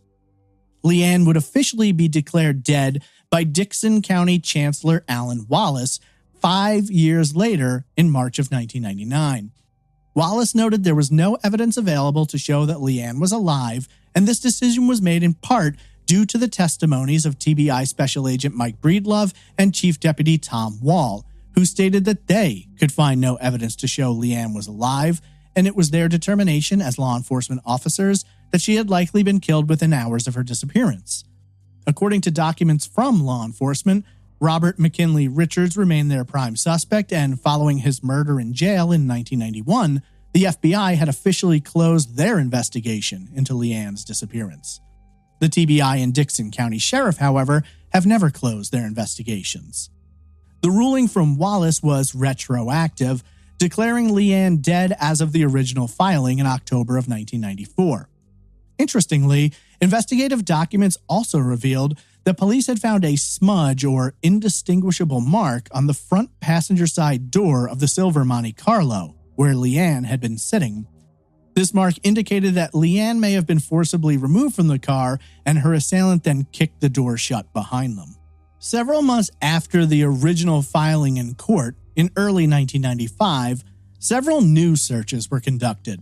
One focused in on a pond in the area of Savannah, more than 100 miles southwest from where Leanne was last seen. The pond search came following a tip which had reported that a woman's remains could be found in a small body of water, but as per usual, nothing was found. 2 divers, who described the pond as shallow and murky, felt the tip was likely inaccurate or false, and it was later learned that the person who had called it in hadn't even been in that area when Leanne disappeared and was going purely off rumors that he had heard. There must have been something reliable about the information, however, because 4 months later in May, police returned to Savannah again to search and interview potential witnesses. 2 locations, not revealed by police, were the focus of searches in that area. This new information came from a former cellmate of Robert McKinley Richards, who claimed that the deceased suspect admitted to discarding both Leanne and Teresa's remains at that spot. Nothing would be found during these new searches, and law enforcement were unsure if it was bad information from the cellmate or just Richards toying with them again, this time from beyond the grave. Regardless, they were determined to follow any and all leads until they were able to find Leanne. Dixon County Attorney General Dan Alsobrooks told the Tennessean, quote, "Leanne Green's disappearance is still an open and active investigation. We have already searched more than 40 locations, but knowing the pain the Green family has been through, we will search another 40 or more locations if we need to." End quote. After this new flurry of information and fruitless searches, it was once again determined that the case needed to be reorganized and everything had to be sorted through. It was quickly learned that there had been extremely poor communication between all of the different law enforcement agencies involved, from the TBI, FBI, Dixon County authorities, and investigators in the Memphis area. Dixon County authorities noted they weren't completely sure what officers in the Memphis area did or did not do in the early days of the investigation. Memphis officials reported the same issue in regard to Dixon County, as it appeared original detectives working Leanne's case, Teresa's case, and the other cases revolving around Richards had not shared very much beyond the basics of those investigations. As it turned out, Dixon County authorities had been pursuing a local man for years. The suspect had previously contacted police and stated that he had seen a white van near Leanne's car the night she vanished. Curiously, the more investigators looked into the tip, the more they found themselves drawn back to the tipster. They found his behavior suspicious, and on subsequent meetings, they started to believe he might have been involved in the abduction. However, after spending several years tracking and following the man, they would ultimately rule him out. When this man, who has never been named publicly, was crossed off their list, the only name that continued to remain was Robert McKinley Richards. With Richards dead, they couldn't ask any new questions, and given his history of confessing and denying, they couldn't have moved forward without additional evidence either way. They did manage to determine that Richards was in the Middle Tennessee area when Leanne disappeared, but they could not put him specifically in Dixon County that night. According to Chief Deputy Wall, if they could have conclusively put Richards in Dixon, they would have charged him with kidnapping in hopes that he would open up and reveal exactly what had happened. Donnie Dean was an inmate who had become friends with Richards in the month leading up to his death, would also claim that Richards had confessed to him about Leanne's murder. Dean stated, quote, "In those last days, or that last night, Richards told me he was afraid he was going to get prosecuted for killing Leanne Green. He said he didn't want to be embarrassed and that he was scared of the electric chair. He told me he raped Leanne, then got scared and killed her. He said he stabbed her several times because she kept screaming." End quote. Law enforcement continued to believe Richards was likely the killer responsible for Leanne's disappearance, with or without the evidence needed to file any kind of charges. The Green family agreed with them. While they still had many questions and wanted to bring their daughter's body home, they felt some sense of comfort in having one part of the equation solved, at least in their minds. Marjorie commented saying, quote, "We've always suspected Richards killed Leanne, but from what we know now, we know he did. After all these years of anxiety and now knowing what authorities have known all along, it's hard to describe how we feel, finally knowing what happened." End quote. Law enforcement concurred, with Deputy Randy Starkey stating that they believed Richards was the killer, lamenting that he had gone to his grave with whatever secrets he possessed. 2 years later, on Sunday, February 2nd, 1997, Marjorie Green tragically lost a battle with cancer and passed away at the age of 57. Marjorie had feared that she would pass away without knowing the full truth of Leanne's fate, and heartbreakingly, that fear came true. She was laid to rest in Dixon County Memorial Gardens following a service at the Taylor Funeral Home. With the passing of Marjorie, who had for nearly a decade been the standard bearer and the loudest voice in the search for her daughter, the case would begin growing cold again. It was the hope and belief of the Green family that mother and daughter had been reunited in the hereafter, leaving them behind to confront their grief and to try and move forward with their lives, as time is not guaranteed to anyone. Tips, calls, leads, and any information regarding the 17-year-old's fate was drying up. The world continued onward, and soon Leanne's name only appeared in local papers and media when marking the grim anniversaries. 10 years, 15 years, 20 years. While the passage of time only made the truth seem more out of reach for the family, investigators also struggled to grasp the idea that they might never find the truth or Leanne herself. Jeff Bledsoe had been one of the first cops on the scene and would go on to become the Dixon County Sheriff. Randy Starkey was also one of the first called in to investigate the case and would later become a captain with the Sheriff's Criminal Investigation Division. TBI Special Agent Mike Breedlove would leave the agency, running for and successfully becoming the Sheriff of Cheatham County. In 2015, on the 28th anniversary of Leanne's disappearance, all three officers appeared on a local radio show in which they discussed not only the impact of the investigation and what it did to their lives, but also how being unable to solve it had left them haunted. In 2022, Randy Starkey spoke to the Tennessean about the case, noting that it remained the one hole in a distinguished career with law enforcement. For him, the investigation will never end until Leanne is found and the full truth is known. He stated, quote, "I think about Leanne and her family every day. Her photo still hangs in my office as a constant reminder to never give up. We constantly review the case file and follow up on new information as we get it. I just hope and pray for a resolution." End quote. It was much the same for Tom Wall, who noted that whenever he has free time from his other cases, it is always Leanne he turns his attention towards. On Tuesday, January 11th, 2023, Leanne's father, George Washington Green Jr., passed away at the age of 91. For the last 36 years of his life, he somehow managed to provide for his children, painting the way to a brighter future despite the loss of his daughter and later his wife. His obituary noted that he was preceded in death by both Leanne and Marjorie, confirming his belief that his daughter was killed on that horrible night in 1987. He was laid to rest in Dixon County Memorial Gardens, having also passed without ever receiving the truth about his daughter nor seeing justice paid for the insidious crime. 4 months from now, April of 2025, will mark 38 years since Leanne vanished, and nearly 4 decades later, there are no easy answers. Not for the Green family, not for investigators, and not for those in Dixon County who remember the night their quiet community became home to a grim and indomitable nightmare.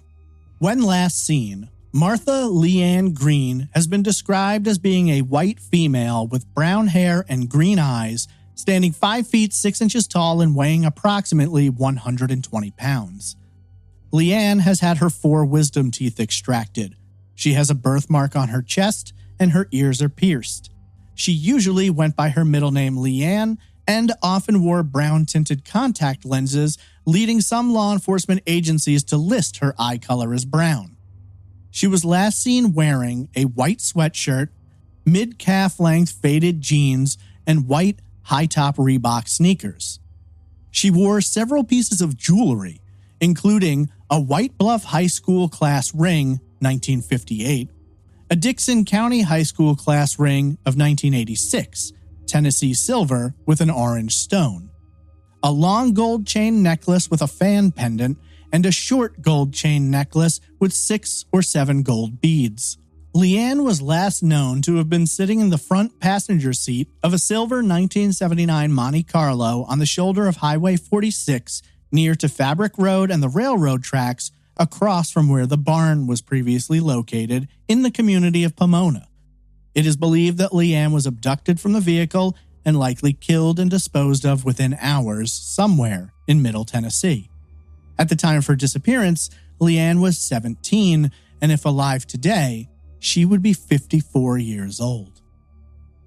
The primary suspect in her case is Robert McKinley Richards, who was murdered in his jail cell in July of 1991. Richards had knowledge of Leanne which could only have been known by her killer. He confessed not only to law enforcement, but to several friends and acquaintances who all believe he was telling the truth. While he would go on to recant his confessions to law enforcement, all of the original investigators who worked this case firmly believed that Richards was in fact the monster who stole away Leanne and snuffed out her young life. Somewhere, it is thought, someone out there might know the truth and could potentially lead police to Leanne's resting place, along with that of Teresa Butler, as both of their bodies have never been found. It was a normal night in April of 1987 when Leanne mysteriously vanished after the car she and her twin brother were riding in broke down. In a span of no more than 10 minutes, the 17-year-old was taken from the side of the road, never to be seen again. Somehow, 4 decades later, her remains have not been found and her case is not closed. The Green family could never have imagined this terrible crime would happen, that their daughter, sister, and cousin would be gone without a trace, and they would not be able to say goodbye or find the truth.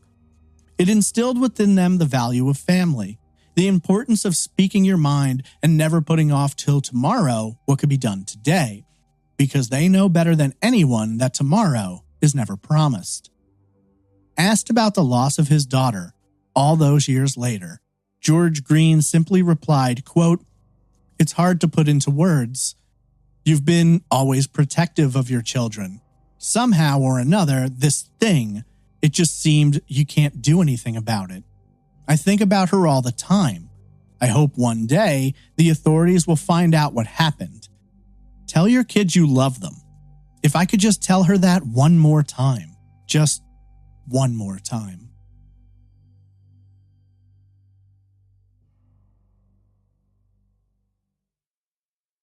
Nearly 40 years have passed since Leanne Green vanished from the side of a road in rural Middle Tennessee. Despite multiple searches, the investigation of several suspects, and following hundreds of leads to their bitter ends, law enforcement was never able to file charges, recover Leanne's body, or say with complete certainty what exactly happened that cold, rainy spring night in 1987. Some have wondered if poor choices made during the early hours of the investigation stunted their chances of solving the crime, while others fully believe the case is solved. It just can't be proven.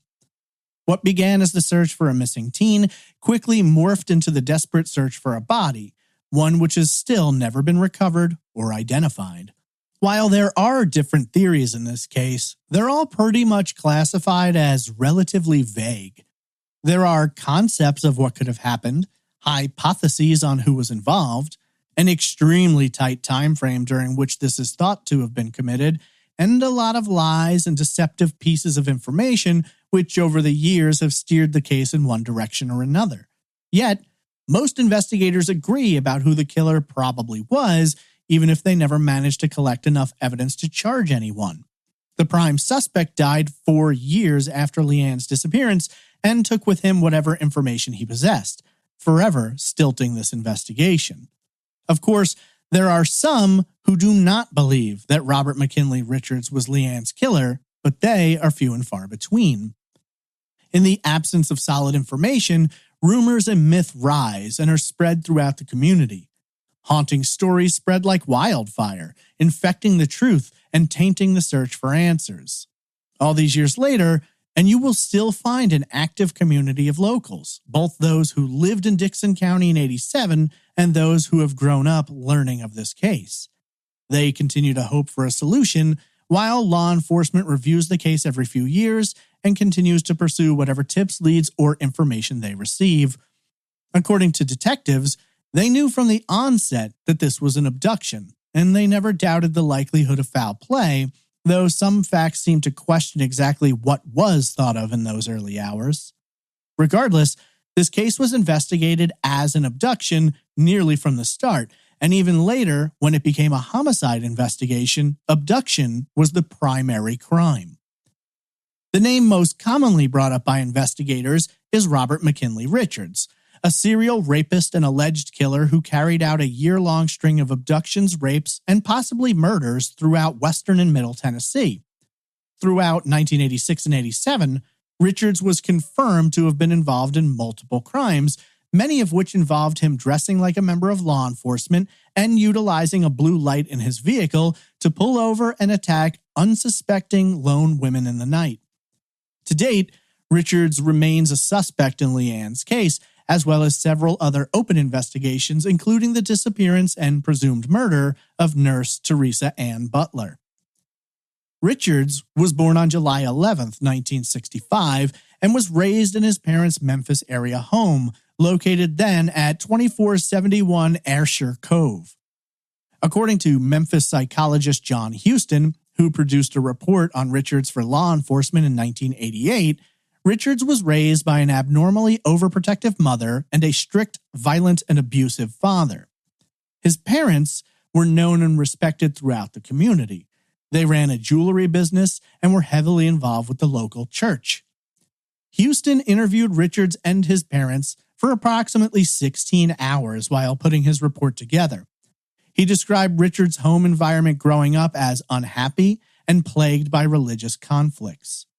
Houston would write in his report, quote, "Robert's mother is overprotective and vacillates between denying his problems and exaggerating them.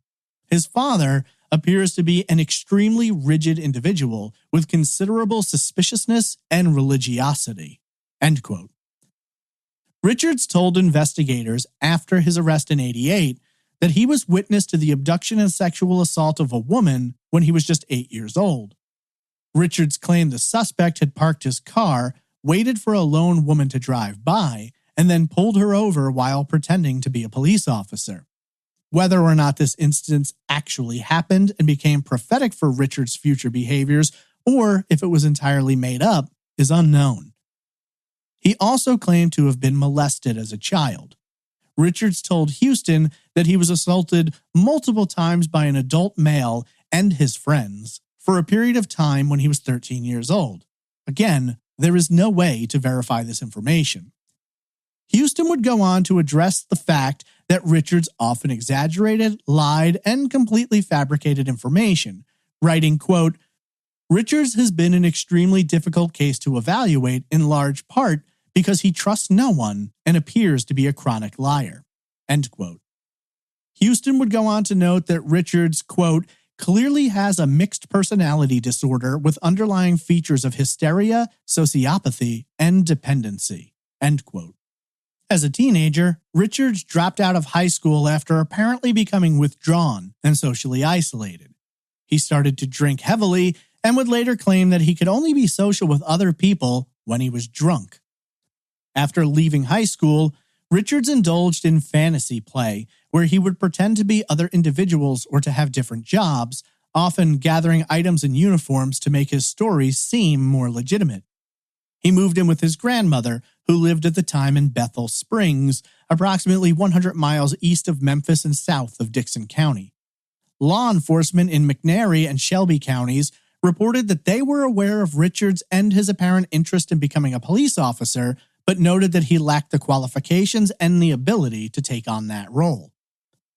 In November of 1986, he began training to join the Shelby County Sheriff's Emergency Services Team, a group of volunteers who assist the Sheriff's Department in specific situations. Around this time, he began purchasing everything he would need to pass as a police officer, from handcuffs to uniforms and firearms. Moving forward, he would tell friends, strangers, and even romantic partners that he was employed as a cop or sheriff's deputy.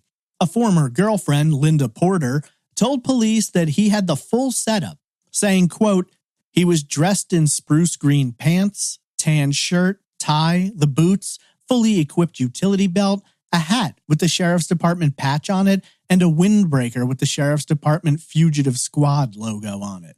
End quote. Porter told police that she became suspicious of Richards' activities and behaviors when she was present in his vehicle one night. He turned on the blue police light and pulled over a vehicle being driven by two teenage boys. Reportedly, Richards approached the vehicle and then joked around with the two teens about how they had been speeding before returning to his car and driving off. Porter ended the relationship with Richards a few months later. However, Richards had been kicked out of the emergency services team months earlier in May of '87 after he failed to show up for a test, yet another incident in a long line of missing appointments and gatherings. It didn't matter, though. By this time, Richards had a good understanding of how traffic stops were performed, and he had all of the accessories necessary to convince others of his status as a police officer. Several friends and relatives would tell police that between 1986 and 1987, Richards owned at least 3 Shelby County deputy uniforms with matching hats. He also bought a hat and shirt and custom designed them with FBI on them so he could appear as a federal agent. Richards frequently carried large sums of cash on him, and while it was never proven, it was theorized that he'd pull people over and threaten to ticket them until they offered him a cash bribe. Richards was arrested in August of 1987 after attempting to abduct a woman who determined he was not a police officer after he pulled her over. From that point forward, once he was in custody, Richards seemed to get enjoyment out of toying with police and claiming responsibility for multiple crimes up to and including the murders of Teresa Butler and Leanne Green. It would later be reported that Richards was thought to have some kind of deep interest or fetish for women dressed in white, which may explain why he targeted several women working in the nursing field, including Butler. It was noted by investigators that Leanne was wearing white the night she disappeared. When it comes to Leanne's disappearance, a lot of the pieces seem to fit and make sense. The 17-year-old is sitting on the side of the road in a disabled vehicle when Richards pulls up and turns on his police light. He steps out from his vehicle dressed like a deputy and approaches the car. From there, he either convinces Leanne to get into his vehicle or he forces her to do so, perhaps at gunpoint. Investigators spent a long time trying to find evidence to place Richards in Dickson County that night, but they never could. However, they were able to confirm he was visiting a friend in the unincorporated community of Lyles, located in Hickman County, 10 miles south from where Leanne disappeared. While not enough evidence for an arrest, it's all rather compelling. These details are bolstered by the fact that while under hypnosis, Richards made 2 statements that only Leanne's killer could have known: that she was wearing an intricate piece of jewelry, which he described, and that the 17-year-old was menstruating that night. Both of these details are confirmed facts that law enforcement never revealed to the public, making it impossible that he picked up that information secondhand. While confessions to police might be ruled out as something Richards did to toy with law enforcement, it's more difficult to rule out all of the times he confessed to other people, from friends in prison to his cellmate to ex-girlfriends. Like Leanne's case, Richards could not be conclusively linked to the disappearance and presumed murder of Teresa Butler, but the 2 cases carried several similarities. Butler's car was found abandoned on the side of the road with the engine running, lights and radio on, and it was theorized Richards had pulled her over.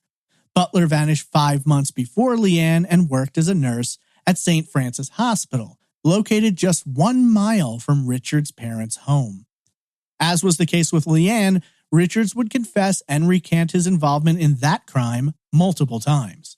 In both instances, he offered to lead police to the bodies, but never did, and reportedly told one investigator he couldn't reveal the location of Leanne's remains because he just couldn't give her up. While circumstantial evidence cannot be used to confirm someone's involvement in a crime, there sure is a lot of it when it comes to Richards' likely involvement in Leanne's. To me, the sheer fact that he knew intimate details about Leanne on the night of her disappearance makes it fairly difficult to consider anyone else as the prime suspect, but without something more, there's no way to confirm it. For some, the fact that Richards never managed to lead police to a body lends credence to the possibility that he was lying, as he often did, and over-exaggerating his involvement. But to others, these were mere games Richards played with police to keep himself entertained and to buy himself field trips out of prison. Even if he were still alive today, there is a slim chance, if any at all, that he would have ever provided proof to support his confessions. According to a former friend and inmate, Richards was desperately afraid that he would get the death penalty for Leanne's murder, which basically guaranteed he would never provide a full and detailed confession. Now, is Richards the only possible suspect in this case? Certainly not. While he is the most prominent and is the prime suspect for all of the original investigators, there are some other potential suspects. While there is a lot of detailed information about Richards, there is not a great deal about other suspects, so analyzing these theories will be rather thin since we possess only vague details or limited information. First, there was Henry Harris Jr., the trucker who shot himself in the parking lot of a Veterans Administration hospital in Biloxi, Mississippi in March of 1989. Harris was considered a possibility since he'd written a note about wanting a girl of his own, was a former truck driver who passed through Tennessee, and who was in possession of 2 of Leanne's missing persons flyers. While authorities in Mississippi thought Harris was in possession of a photograph of Leanne, Tennessee law enforcement quickly determined it was mistaken identity. It was reported at the time that local police were working to determine whether or not they could place Harris in Dickson County around the time of the crime, and that pending that discovery, they would interview him about Leanne. Apparently, they never could link him to the area, and if police ever did go down to question him about Leanne, it was either never reported or they did not learn anything to convince them of his involvement. There were several other kidnappings, sexual assaults, and murders which took place before and after Leanne's, and some believe there could be links. When 36-year-old Larry Mulliken abducted 22-year-old Kathy Gant at knife point, some theorized he could have done the same to Leanne. In 1981, Eddie Hartman, then a trustee with the Dickson County Jail, was allowed to drop off a sheriff's deputy at a farm. Hartman drove a sheriff's vehicle and instead of returning to the jail, apparently went on a joyride where he used the flashing lights to pull over multiple people. Hartman would ultimately be found guilty of murdering 16-year-old Kathy Nishiyama of Clarksville that night. The teen disappeared on Monday, November 16, 1981, and her skeletal remains were later found in a wooded area of Houston County. While there doesn't appear to be a belief that Hartman was involved in Leanne's disappearance, some have wondered if a similar incident could have occurred, leading the killer to be behind the wheel of a police vehicle rather than pretending to be. Then there was the suspicious witness, the man whose name has not been released publicly. This man reportedly contacted investigators and informed them that he had been on SR 46 that night and saw a vehicle pull up behind the out-of-gas Monte Carlo. While few details have been released, whatever this witness said struck investigators as odd and suspicious enough that they then considered him a person of interest. He was watched and tailed for an extended period of time, but he never stepped out of line nor did anything to reveal his possible involvement in Leanne's disappearance, nor any other crime from what I could tell. In the end, they ruled that man out, but I would be extremely interested in knowing what exactly he said or did that had made them so suspicious to begin with. There are a lot of other possibilities that get mentioned as well. Travis McGuire, who kidnapped and murdered a woman in New Mexico, was considered, but nothing could connect him to Dickson County or Leanne. Some believe it had to have been someone that Leanne knew, with friends and family noting that she wouldn't have gone willingly with a complete stranger. Of course, if that stranger were dressed like a police officer, she might be easily swayed, with some wondering if perhaps her assailant was a police officer. There have been vague mentions of a cult operating in the area at the time, and some believe Leanne could have been targeted by them, but like so many theories, there's no evidence or anything concrete to link any particular cult to Leanne's disappearance. Others have vaguely mentioned a resident of Dickson County, someone known locally who could have been involved, but no one seems to want to mention a name or explain why they think this individual played a role. Police have confirmed that there were 3 known rapists in the area that night, though again, they cannot link any of them to the crime, and outside of their presence and their predilections, there is nothing more convincing. Unfortunately, with this case, the further down the rabbit hole you go, the thinner the information becomes, until you end up in a place where, essentially, if someone was in Dickson County that night, there's a chance they were involved. Setting the theories and potential suspects to the side and examining only what is known as a fact, the case itself doesn't come across as unsolvable or impossible to break. This is an extremely solvable case that has sadly gone completely unassisted by the capture of any true solid evidence. We know that Leanne was sitting in that Monte Carlo, and we know that in less than 15 minutes she was taken. The most common belief, even if you ignore Robert Richards, is that Leanne was likely abducted by someone pretending to be a police officer. It is also entirely possible that someone brandished a weapon or forced her to go along in a different way. You have to consider the kind of cold cunning this crime took. Lawson could have returned at any minute. Someone could have driven by and decided to stop and offer help, as the family had. Whoever the assailant was, he pulled the abduction off rapidly and without leaving behind a single scrap of physical evidence, or at least none that was recovered. Even nearly 4 decades later, Leanne's body has never been found, nor has Teresa Butler's. Did they fall victim to the same killer, or is it just another uncertifiable coincidence? There are a lot of different possibilities in this case, and while one suspect seems to be held up above all others until there is more evidence, it's difficult to say with any certainty which way the wind is blowing. I tend to believe the original investigators when they state their belief that Richards was the man who abducted and murdered Leanne. He seems like the most likely culprit, but there have been a lot of cases over the years in which someone is the main suspect for decades, only for new evidence to completely turn the case around and point it in a different direction. While I do think that Richards killed Leanne, I also think it's important to keep an open mind for other possibilities should new or previously missed evidence arise. In this case, at least, while confirming the identity of Leanne's abductor would certainly help in the legal front, perhaps even seeing someone face charges, it would do little to assuage the grief and anguish of the Green family and their community as a whole.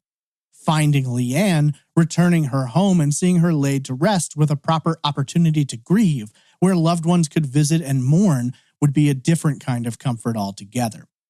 We can only hope that she will eventually be recovered and that her killer will pay for the great injustice he has created. Surely, there is someone out there who has more than just a simple idea of where Leanne and Teresa Butler might be found. This is not a case that can solve itself, but one which needs assistance from a thus far silent source. The cold reality is, unless something happens to break this case, the disappearance of Martha Leanne Green will remain open, unsolved, and very cold.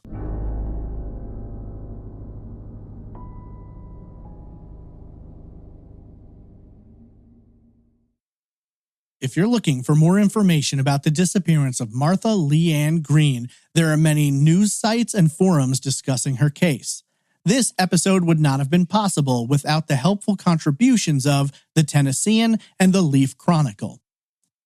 If you have any information about the disappearance of Martha Leanne Green, please contact the Dixon County Sheriff's Office at 615-789-4130. She is case number 870-415-008. You can also contact the Tennessee Bureau of Investigation at 615-952-4989. In addition, you can submit information anonymously to Nashville Crime Stoppers at 615-74-CRIME. That is 615-7427-463. You can also submit a tip on their website or by using their mobile app, both available at p3tips.com. What do you believe happened? Tweet me at traceevpod, email me at traceevidencepod@gmail.com, or comment in the Facebook group. As many of you know, putting trace evidence together takes a lot of hard work, research, and more than anything, time. Without support from amazing listeners, this podcast would be impossible. And that's why I'd like to take a moment to thank our amazing Patreon producers. Andrew Guarino, Ann M. Bertram, Christine Greco, Crystal J., Dorothy, Denise Dingsdale, Deani Dyson, Jennifer Winkler, Justin Snyder, Kara Moreland, K.Y., Leslie B., Lisa Hobson, Nick Mohar Schurz, Roberta Jansen, Stacy Finnegan, and Tom Radford. Thank you all so much for your continued support and for making Trace Evidence possible. If you'd like to learn about supporting the show, please visit patreon.com/traceevidence or visit trace-evidence.com. All episodes are available completely ad-free on Patreon. This concludes our look into the 1987 disappearance of Martha Leanne Green, a highly solvable case that just needs that one piece of information to put the whole puzzle together. Before ending the show today, I just wanted to address my absence these previous months. As some of you know, I live in Western North Carolina, and my town was absolutely hammered by Hurricane Helene. While many had it worse than me, I was without power for over a week and unable to leave my house due to flooding and damaged roads. The internet did not return for nearly 2 weeks, and when it did, it was spotty at best and cell service was completely down. It was a horrible experience, and I'm simply grateful to have come out of it on the other side. Following the storm, there was a medical emergency in my family when my father fell ill. Over the course of a few weeks, he has slowly regained his strength and was finally able to come home from the hospital. After that, I thought I was ready to come back and do the show, but I faced my own mental health crisis and needed some time to take a breather and process everything that had happened. I'm extremely grateful for all of you who offered your support, whether it was a donation or reaching out and checking in on me and my family. It's really meant the world to me, and without all of you, I'm not sure what state I would be in today. You humble me with your words of affection, and I reciprocate them completely. So again, thank you all. I have big plans for the show moving into 2025, and I can't wait to get them rolling. Next week, I'll be releasing an update episode that touches on several cases previously covered on Trace Evidence. I know it's been a bumpy ride, but I thank you for sticking with me, and I hope you'll join me next week on the next episode of Trace Evidence.